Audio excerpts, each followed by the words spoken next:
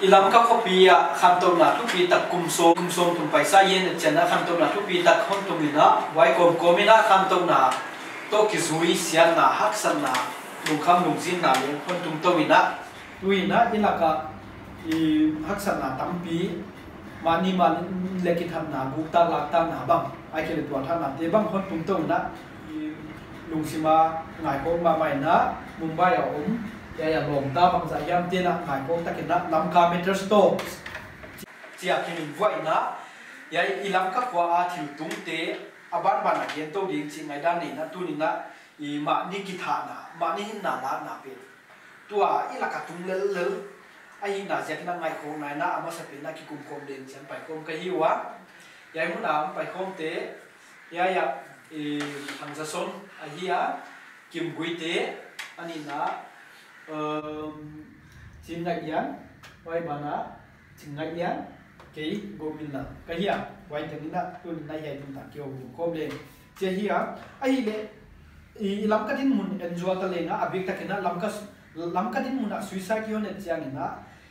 sáng mà mi nuôi khát là cả mi nuôi khát ông là cả mi som kum khát tập thắt gì ghê ai ai ni ta sang ma wai da na hian na chan na manipur pum ke hian na chan na kum khat na nuai khat la ka mi khat sang atam se 1.4 ko ki thata hiya tu kum paisa kum tum sung hian na chan na 2015 na I sang ni le som na ngai na mi som ni le gya tina lam ka janga amau le amau hin na kilata 2016 na mi som le gukin 2017 na mi som le gyat tu ta na akithei ta na mi som le gyat ta hiya uchi banga ma ni kitha na na pi ta ka hon tu na pi bang jiang ta ki ding yam chi ngai tu na sa pi ta kon pia hiai kha a normal suicide rate lo ai suicide kum som pai ta yet le mani kitha ti chi zak hiao zak phak le hilo phia le na ana oma bang sia ka hai kum ni kum thum pai ta suicide hi chi tam mo ka yam 97 boy jo hol lok pen ma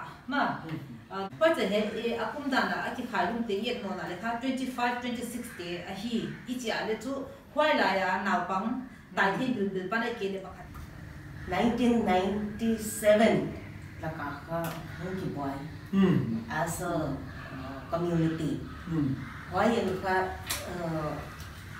rural atipana urban migration abi ka ram hobby un ki swa ni te gena environment un ki kheng ma no la pa kha banga urgency of survival ma at any cost hi tai chu ma ni da nga na pang awai la ya khang te ya kha the coping skills ma ability to cope can come on ki stress low ana hi sing tangni by definition anwam sangai ki hiloi be haksat na to ipu ipakhanga ki pana haksat na theilo ki hilo have that strong coping skill in us ma but why pain ma a pressure ma somewhere along the line we lost that sense ma ilene tu na pang sia kai chi bang do lok taka ichidiama ihin na kila thei ta na ngai to nam tu nya mi chi le to ina gelu economic reason omanom to le why economic reason bana life lifestyle pressure kin kha thil dang ting san lok zo do ka chi na kha to lai te la ki hon le kho sang dan sa ma sa lam ka lam abi takina ilam hon pai chama le to lai te la ki chi na kha pran le cham pi pi ne smartphone we pi pi ne why ban social media yo nom cha kha atam pia e la ka kha lam ka rak te bang chu da ka tam zo tham i to lai te kha social media me chu again te na 2003 la ka Nokia black and white phone lo ching ta a le uten bo ma zo ko mai tu cha la ka in chi nei vek ta Nokia ni no lo smartphone ni vek ta mo joblessness ka hodom wai bang lifestyle hodom mo wai bang hon ko khayan chi joblessness asum na kom lo lifestyle hon sa wai lifestyle pen maintain na asum kim lo uchi ko ma maintain so wai kha I dana igen haksan na ina ko kha ipui pa bula logo wa zo dai kan haksan ai na tua te to to na tua te completely paradigm shift on ki no ina tua khang ei lo haksan na challenge pe ka wa pe bang chi mai tua te sum ko ya budi sumai kai cha monetary economy in hon away from hon ha su kha ilai for fast pace lo ta fast pace ilam in he ko bi ta le ilam le ni dang dan de wai cha sleepy town sleepy village chi te hi non lo cha wai tu 1997 non pan mo in fact hoi sama le ki pan mas to taga nule pa section ilak what drugs menace more as a social evil from the 70s 80s HIV more abik takina number 4 in bangchu khang in kwan tampi sugam khangam kopin experience hi lamkai na haksa tampi na thwa ma number 4 mi tampi to lai tampi din na hi ana si hoi to lai ni te kha in kwan te kha ki pu ke ve ti ta a thono lo tampi ma hoi ki chang a kha hoi pen ki chang a kha he to ga lon ki de 97 a ma hoi a kha ta ga tampi om ma to non gen pen kon subai zo le interesting pet ma topic khatar discussion le yan pi de geographical position i community mo cross border akio international border to India is act policy ba is act ba man introduce de eka khiusia to ha hon lun na mo o akio hi de kham tok na kha hon nu se sim la kham tok na hon lun na get na akio khasim hon pai pi waya akani ki dol kha tu hoi je ka to kha orphanage bang kha tu ga kha ikana le kha ama sapina kha cha hi ting ki na le kha sagi gyat khom ki so engine mai zen ki chi aza tu to he ki khop yom sak chi dai lo kha i kha ya pa ko lam pa ko ye cha kha hi atung pha anwa bai kha lian ki sa lo me mo hi ne hi ai kwa kha orphanage kha som ni va lo ma ha som ni le liom a chi le i hi la ka kha naw pa om kha a ki kai kom thi tan yet i hon net non chang a kha zasagi zagiat ki kai lakhom zagiat wal ma ma di chi ong non a chi ni he la pa om te he ti ong khang chang a kha the again factors 1997 boy na 2005 an meti ga chi te bang why the honom to in 2008 a famines bang mo why ma ta min chi bang honom to why the factors on contributing rural urban push honom mo force is abik tak na khomin thang pen kha pen that te nai ja na amau stigmatize dan again is na khomin thanga pen that te tamzo sumta pan te ki setiba hi na covid kwa le te na 2010 to 2017 figure yon compare le bang 2010 na kha mili zania ki pana in som ni de in som ma ki ka ho mo ba chu hi le tu hun cha kha in zani ho ma hon pa to mo wa na kha hey akit hatte kha azong pen te hi dia ging ta kholo ke ne why le mo mostly abaget kha umo sa nga kha bang tanya ma awareness ni mo bang tanya ma bang chi dia a standard one sang mo nyam thei non do mo lele a means pen hong to mo you have aspirations unmet aspirations, no avenues, opportunities hong long mo. Why chang ka support system hong long mo. Why chang ka social stigmas kini on the one hand. Social stigma ro kha hon itale hilele a suicide victims de kha a background yon e cha kha rural urban migration zia hon kholo singta na pan hon ki pan ki kholo tu na gen na e la ka bang ende hang joblessness chi kha tak ta hon chi a tamzo kha I pate pension kinga se pai pension kinga kin wai pate pension khom tin to wai kha zile ta ki le in to mo da se pa na ki va kha kholo tu hun tak tak na sem tak tak ding out ki sa ku chala zoom na bang tan hiam za ta na bang tan hiam hon ni chi da de u chi ka la chi men to ki chi le wai a market la saturated policy tas which kom kala akala atrep khage na nuki minon game mo ya a bottom a myomit atau pamu ambil lah in between anak kita anak lo life lah kopi bang ngomong ke jual sama lah in drug sandu kan asal kakak video vicious cycle kamu dah ni langkah is social fabric ko zagai tahi it's broken down kan kan hiện đại ni đang lại ka sinh tạm mi te hak sa te ki hiền chen sap te na ideal family like ki nei lo hi len le ko pi lo pu te mo pi ting ke ko ti te na omo no la pa in tai san mo hi len le kha na kong te an bi tu to ka copy a lam ka hong hi sia ga ka wai si jo so copy be hon mo da wai ka hi thei non lo mo in veng te le ama ubay ana buhayo wai sia nga kan pa ama u ka to aget pen hom da mo socially chu I fabric chu dik vek lai mo ki ngai na lai me le bang tan ha ma ki khol lai manga kai copy hial ki hinai lo hine le kha naw pang pen ana amanga na rian na gen da ni na security pen to manga lampi dik la dik lo ana mo di pen wai ana mga at the right time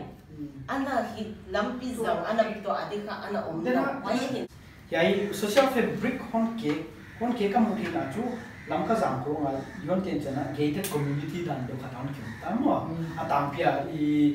taleng bang lam ka tum bang ai ke de I wai la lam de lak area bang apos de yon chaka get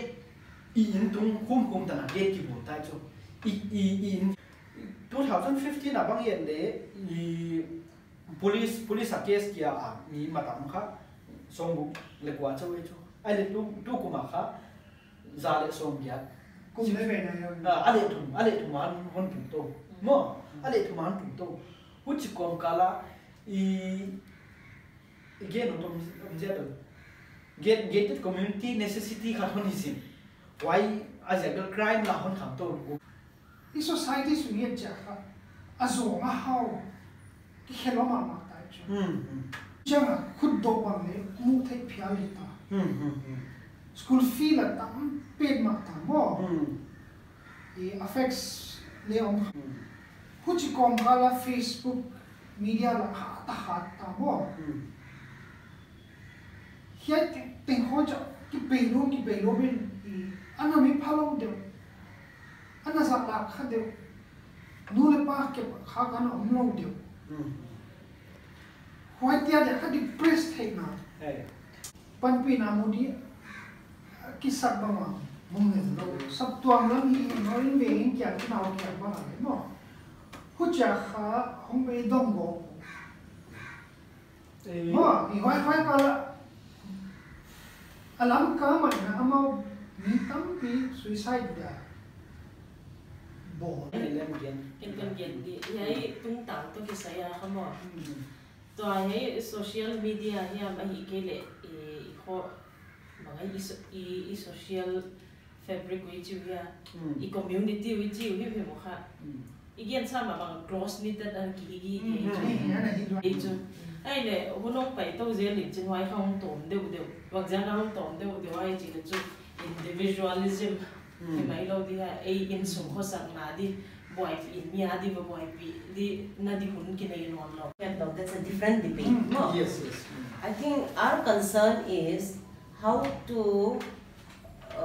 treat and how to view, how to minimize suicidal tendencies, how to address the issue is it, how to be a part of it, it's a process. Why is that? No,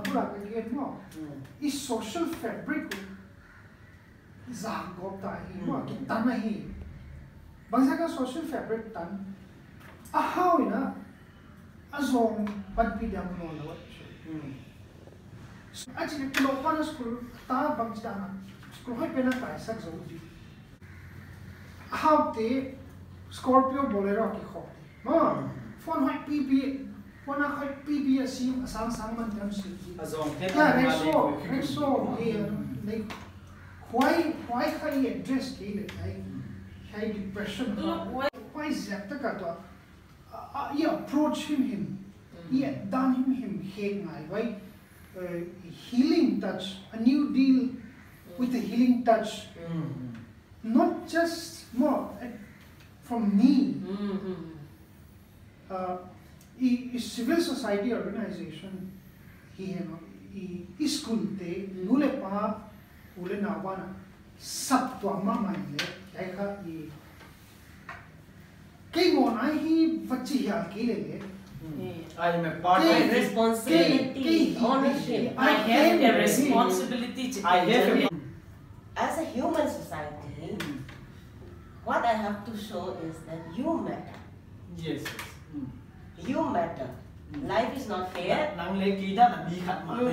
You matter. You have your difficulties. You have your trials. But you matter. You matter to God. You matter to society. You matter as an individual. See message pen. I think why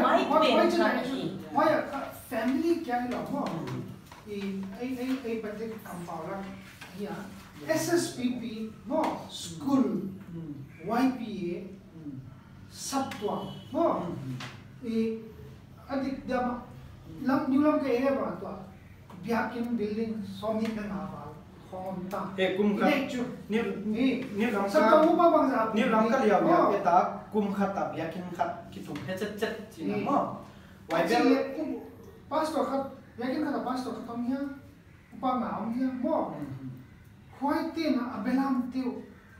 hoi so semin chin ta leo acha ni na kham te thum bi pas lom te ka lom te thum bi ba na kham te ko thum le ba yam difference ko ngam diam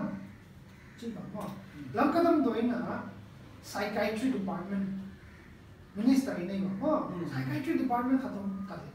why the or the yen makin khat the yen tai chu ba to he the yen a kha naw pa nga ya pa ama wa ti siam pin kha si naw pa kha do you love me or not you told me once but I forgot ma ma da kha son I love you ma kon odi ka hi ji kha naw pa in kha it gi gi ngai ma so in the same way alian zo de te na le ma identity pin kha see in meaning ka social being ki ji ge ma ba ja ka I care ji pin ka as long as why message ka I pass thia ma ta ka long hoi ma ma I chu he the moments you feel that I don't care for her ma ken ka ama story ka ken lu ti lo a boy na ka ama boy na ken ki to ki sai lo why attitude ka sonia pa ta amang ka ahak sa na pin ka hon tun mo lo di poi mo na penon poi mo na ki kya nga hong yen ko om ja ke ne lo di pa ja ka ani da la lo ho hi ye ka hi ja wa pa ja ka amma ka hong alung kyang na ko dan tendency ni ani da le ka alung kyang na ka hong ma ka de ti ba ka mi mal le la I thing why ka why ka tik lo pen ma on chu tha ka ne example kem ta nei na ta ka ken on picture no kum som ni ha kum som tha pa ta lo picture hi le hia sang khat na bang sang khat bule panai lo de chu why take ya I love you mo I trust you what you quiet I think here it is not why I came to bangsa lo ga thomom do liam do is it enough I think it's subconsciously confused ma ai chu mo why hin chen chi song kwan at now te a ya le ka one is failure of responsibility to hipa ma failure of responsibility on the other hand ka why hit the a Christian nun ka na pe ma then what ma si pen ki ka I think more than ignorance to ignore hilawin it's more of we are confused what status to give. Yai tanon dia til ni kan so ang lu thi be o ta stands ka crime hi suicide is a crime families and even church kidam kon mo hucha khetna ngai ai ke crime chi hi le in so many ways more ai ami pi tema anu le pa ain kyang alom tema suicide drive among suicide ya helpless by state tung sak tu aima sini a society ma izel a suicide honi chama na and condemn izel crime hi chi or maybe god no tu le chi lai ya ma hi to ke sa consistent logically scripturally more ba consistent sten la diam e context yon en e la ka I til him it yet chu ti le diama ilung put da ka na pai tu ni chin tam ni ti na ko khala tu na gen te na drug overdose ka nam lia na hon chi khat kha wai mu na asiten asunte in kwanin sin na su na thu gen da ngai in yon ngai cha ta wayam khat dam lo I drug hiam bang ma khat hi lo waya hon si khat si wu cha thu gen da wai ti I compare le kha I bang chi da waya Miss sắp để discrimination nên này là đúng không? Ấy là cái sạc xí chỉ để bằng cái bằng cái kiểu phụ lấy chú, cái traditional là đúng không? Sạc xí có ông luôn chỉ chẳng còn là bằng chú, in quan là ownership, cái lâu đó là ăn uống asi, ăn uống kim lô như là cái bao rồi đi, phía không, cái chú cái này thì chú, why ông thì là khác cái này gọi là social norms, mo norms cái này là waya I pai pidan khatina ina niu mo khotanga zoom le za la na ina wal gi gi isi num chiang na mona hu chi bang et chu to mai le mo wai bang tendency ne ya kham thei gui the ya mai ke le I la ka social norms khau tak unwritten social norms khau tak om wai pin ana pai pi te adam la na san wa wai bang ki nei mo wai dan I wa koi na Quảng Sian à? Jai to cái sai chứ, mi hình biam gì ấy, biam to ai kia adam to làm biam, cái gì gì, ấy sung kia ấy hiểu, English thế là cái này, French thế là cái này, mo, ấy sao không mà sao rồi, suicide Christian này hiểu mo, suicide ka za la na sun quan te na la sab to min le inte na lo suicide te bang amao le amao a khono khonga mi bi han mo le hi lo mo a ki vui ga yo chi ta na na am khai hoi ka kum za khat nga to hon phapan ei hon phapan le hi khamai the he undercurrent chini baga on up low I kill it denial mode kha despise that he gain khyap nam la hi chalu la hong kham lo na de he hon phanon kha tom te chu bang ka suicide is even ka a law of the land ma Indian law here that it is a crime the international laws are gam ting piala it is the same uniform across why but I think a bigger question is why is suicide treated as a crime so I think that points us to a higher cause or calling or purpose as also a Christian day here Genesis Adam was made in the image of God but yan na mga ahin na sapa ganyan na God breathed His breath ka ihin na pen ka patyanin on tiyak why siya ka stigma pen ka stigma dang sanga le stigma soy ikikum na wai mu the do ikho tangin kha hi chibang suicidal thoughts chi hiam ai ke la hiam na twang de wai na the kha I norms ko tanga chin dan to ki bang lo le wa na gam ta the kha tuang koi na kine hi chi bel chiang ai chumon a chang a chi le wai taboo mo hi ta nu la paten tu kan ni inyo lai a ka inyo la paten na pang kama hoi te pot lo di a chi te la ma te le chu he mo pu chi bang ngai dan i hon ne cha i hon ne na society a ko sai ja kina are le ngon sam to wa pung ngam le apoi ma sa chu taboo hi tham stigma le mo le hong tam lo tai cha mang tan taboo a ko di esa me dia ka thei ke le tu November direct thuma kha lamkar kimla a piang chini ei una kwa mo suicide thuma mai chu ni kha Mumbai ale tu kumani ka khat ki hala hom mo hi cha hom sit tai chin taboo ai ko crime ai ko khet nai ko okay khet nai hi ai ke a chi om di mo hu chi ai ko sum chu ki dang ko chi lai chu I can be a part of the solution he loved he let then no again 2015 as on the le gaya tha hi tu song ma ma hong tung le kuch dan ma en lai di dom a vui ma ngom lo a hom tu hom ki that na vui ba ngom lo na hom ta ibu chi non lo na di wa khamo stigma la kya wai ka toi yon gen stigma hin chen mental health ki gen khalo we ba mental health chi kong apula ngai che igen lo lo ta ka holim na hi khangi lo suicide chi kong kha ki gen ut lo ani hai ke le Christian hi zia kwa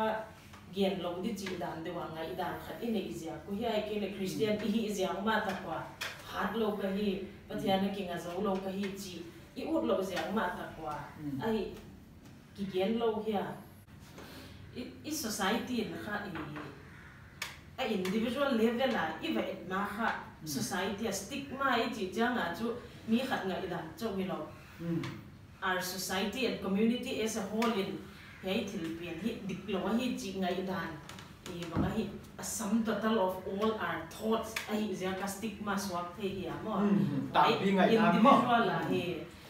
ki khek the na dia chu I community wa ka I ki khek kun ta chu ut ka hi azia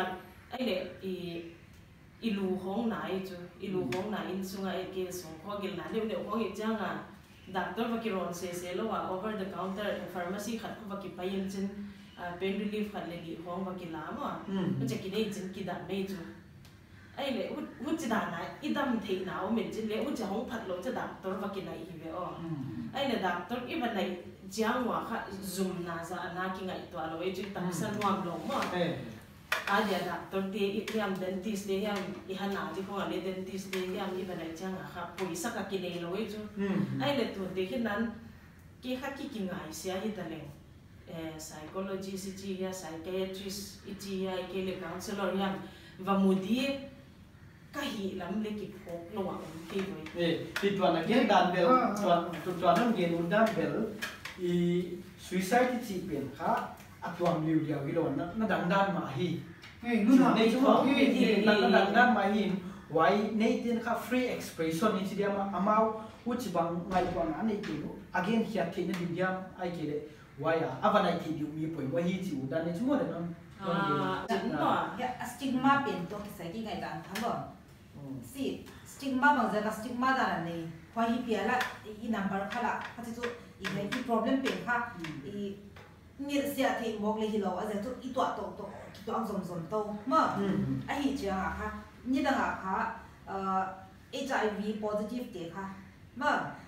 e dan na kha si na di dan do yom lo a kha ki ko in jin khoi ke ma mai de ka da to ma mi dam lo ma I ba be kha ka ni kha và khởi đầu đi kilo thì mấy đi không cái gì chẳng hạn phạc không ý khác không quá khởi đầu khởi đầu điều tiền khác có mình chính tại vì tu nia khác khởi đầu ngày đàn tiền khác cái kilo mua cái kilo đàn khác cái thế tài chính tu nia khởi đầu cùng xôm nhị bảy ta Koi HIV positive ikep dan to tu nia HIV positive ikep dan ki bang non lo. Ma si anak na ka ki bang itu. Ma stigma azum wai dan ki zum wai hi lo dan he chi khatom lim chun. Hile abula ka hiat dan preventive measures. Khatom lim chun. Stigma la kya chu ki Maka anai macam imo kon preventive measures ha ama sapil ka stigma la kya kejo ba stigma bang chila kya ki chile chu it's okay not to be okay chi khanga itwa theile da thei mai lungai thei mai for example mi si na tung tang ba ga le in sunga si na tung chang khatin la siam de khatin la siam lo de chi bang bam khata ya dam na di kun asun na hun sot khata dia tom hiai te kha hi thei mo a hi cha suicidal thoughts depression chi hi ne thei mo a hi hiai te hi chi thei le hang chu a ha di pe why cha ha it's a temporary problem pe kha why I hin na pe na why hin na kilak pe na so pe kha mo why escapism pe kha a solution is a solution mi ka hat why han na pe in it ngai jin why hak sat na kha it's very natural ma ai hing tu te di ba kha example di tamatam ma ana lu ke tham mo mi le ma pa chana kena he dan dang kha da kha I china en le ka chi chu mil ma ni be ma email ma ko kwa chi kha atom pe na gen dia kha aman kha bang hi kwa na ma ama mil ma in kha group dile hi look dile hi sian dizon ma setan in kha pa ta email ma he has come to steal to kill and to destroy engine pa ja kha hiai pen kha en ama kha zuaw the be ma pa ja zuaw te pa he te yel pen pan sana gen ta le chu he adik ma o ma kha amang kha phoi ngai to na tampi lungkya khe na tampi ida lai ta ka kha da den di da na hon koi sak I thu ni lo da na hon koi sak ma I kha nu le pa ni lo ka hi chi pen kha pa I tu nei de hai I ki hil yi geu ai ki ki hil zo lo hia mi mai the lo hai thu tak kha ba le pa thein hon yi da hi chi chu ma the moment why pen kha why thu tak pen na pa ta kha I kha okay kwa man hon yi lo wa hi chi cha kha why again dan mi e la ka khat a hi ya le chu ama kha isolation a mi hi lo de we suicide nei de socially on de asung te on ke le for example adin mun se to pe le ta ga ai le de alom te bek nei de chu lom nei lo wa ma ke om lo chu khat bekin thei lo di wa hi chira ki pan pi un chia ki ko le a hi ma ve wa ma mo a ho chi kom ko ma kha ama hong chi he cha ki le le ama he pi tri ama thei siam di poi mo lo kha hi het lo chin wai za ga a stigma la he him le ngai I ngai to ama ngai da na kha hon pan pyun chi sap na dan khat ne ye hi chi ne chu mo a chi de hu chi bang te bang chi bang na ke thei thei dia mo ye te na ke de ka lo ka wa ki ka la bang thil đã cả lăng kiến khô lâu hin tán kiến mai thế chứ à chỉ để hút chỉ bằng thế e san visual cái như mà cái hin là cả là cái lồng cái cái vỏ cái cả là pil vang rồi đều na bảo tất cả pil vang cái con thế này nó hút chỉ bằng thế psycho analysis làm bằng tiền nó kiến nó đa mà bằng chỉ bằng thế nó đa mà đâu mà ye mà không kiến tiêu ở cái là ông đa bằng cái bàn thế hỏi tiếp chú ama omdan ki pat idan thei na di chu mo ka chu ma hung ki gen het lo wa en ki ba thei di dan kha ama bi hon pan pyun wai ne ki chi da ba ma chi lo di la hon so hi tho hi la so wai hong kha thil for example ama kha hin man le non ki hong ba mon chi di wai chu hong chik chik zia ka hin pe le wai non ki ho vel le om ja le om non ki chi si suk le chi dan de kam pa hong kha normal in ki hai zat zat lo bi ro ko chi dan de ko zang khat ve lo zang mun sim ai ke le athil teng khong aning ki dal pa pa chi bang ha zo jang a bang ma lung lut luat le ne no lo for example di dang a kha te hinan lai bu sim sim lung lut min ta le sim pe non lo mo chi bang ai ke le normal activities ka continue no lo hi continue non ke continue kom a nasa zo thei kiam zo thei Kham thì hi bang na sat pia kha hon hi be zu to ngi lo bangin kha zu hon to le i hút chỉ đàn đều không khá i mà cái để khá ít thì để chú bản bị na bồi mâu ấy chỉ thì bản bị na zone bị thì mình counselor yam psychiatrist yam mà cái để rồi as a community responsibility khát chú tôi nói thì khát cái này lùng sim kim na này lùng ngày tuần na này lùng lâu chỉ với cái chỉ sáu ấy chứ hi lệ why ít chỉ thì tôi kita nên lùng sim kim na tuần hay sung apa cái cái hồ này as tôi lại cho lùng sim kim lại bây giờ chỉ là ngày khi bị ông gen lâu mấy ngày khi bị ta lê hằng mi adia ahin khâu ki hek dang lam sak tu bang le ale ki bang the outlet mà khó tàng một quang này yon gen là nó khó tàng ít chỉ là đi thành quá khó với cái gì everybody's responsibilities nobody responsibility khăn đến sao no mi thành một quang chỉ yon gen chắc quang mà một phát tu khắc kiểu cả lâu uchi công cả là cái mi mà là khó tàng số khăn này đó cái mi mà là mò bằng là uchi bang huna dom le wa ya mai ke le dom le wa le lo cái mi mà se lo cái in quan để về wa nu le pa le sangam le ta na relation mo why bang ta importance a pe khan ya e la ising tang kho sam na ne the le mo nu le pa kha authoritative power da ki ko i consult dan thil dot dan bang yam khatak nai to lo to la cái gì na ngai so yun ni ma sa bang chu i pa ta the ki ra lo te le kha thon yun mu bang chu hi ba sat pe ba em bu ka ta le ki ka tu me chu why da na ye personal relationship chi te mi mal thil te kan nu le pa sangam te ke share thi lo society na hi chu uchi kom kala why to nom yen te ama ye subtle way of communication chi mo thil ne chi chi ka au da no ki he a thil gen hon ki he again e ko lo ko vel kan chi te loi kong hon gen chana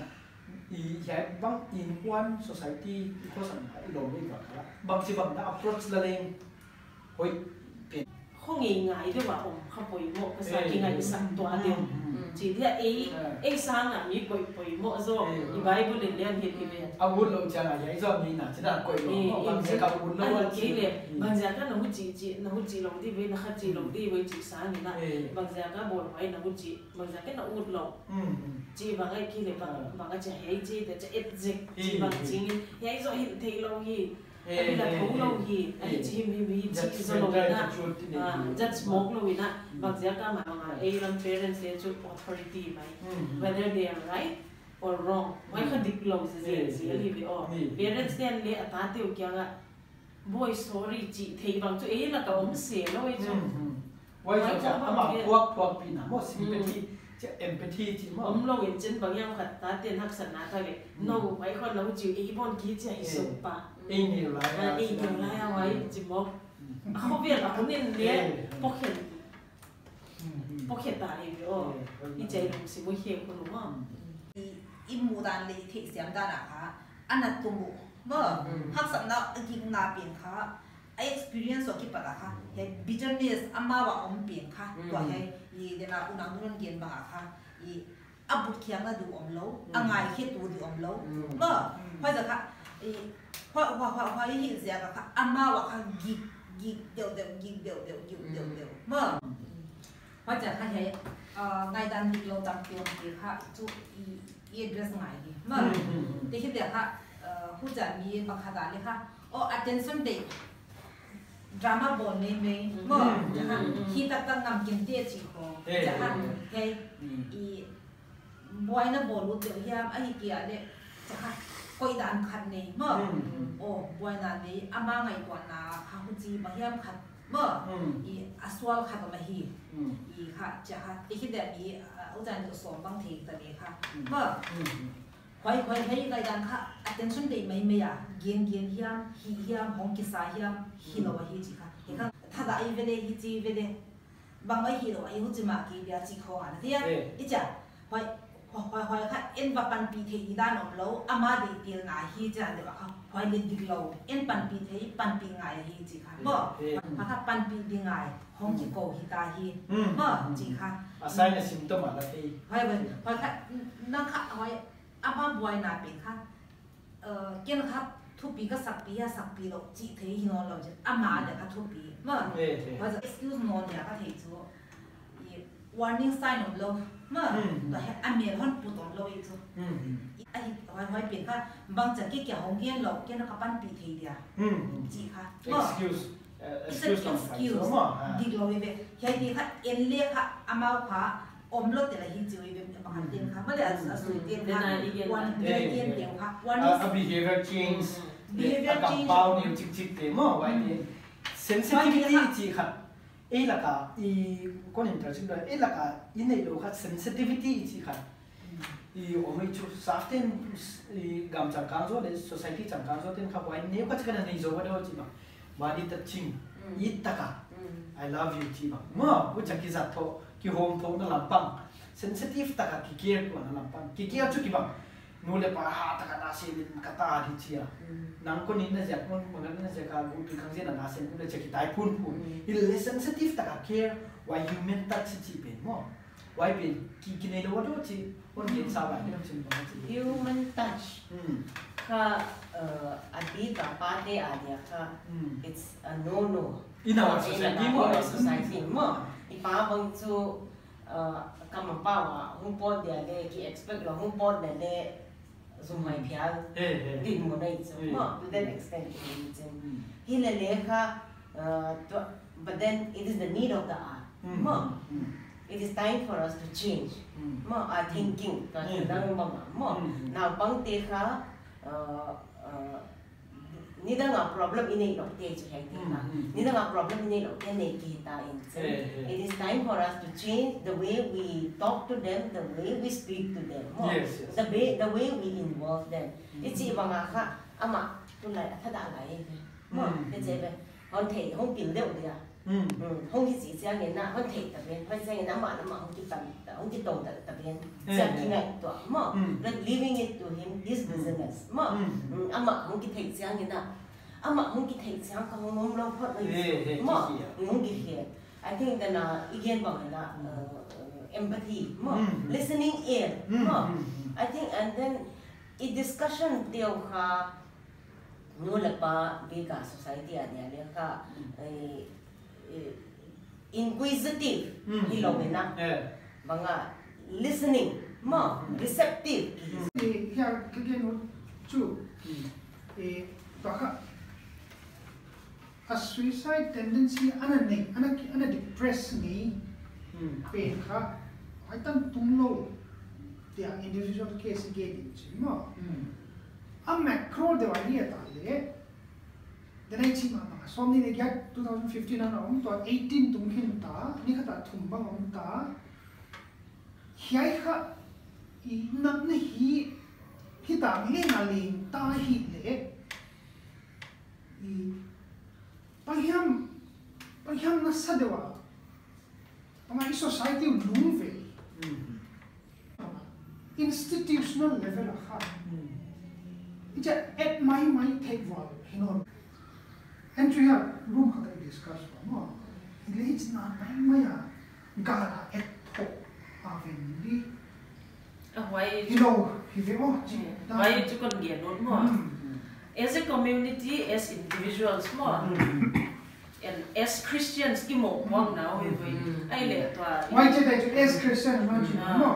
but the law says it's a crime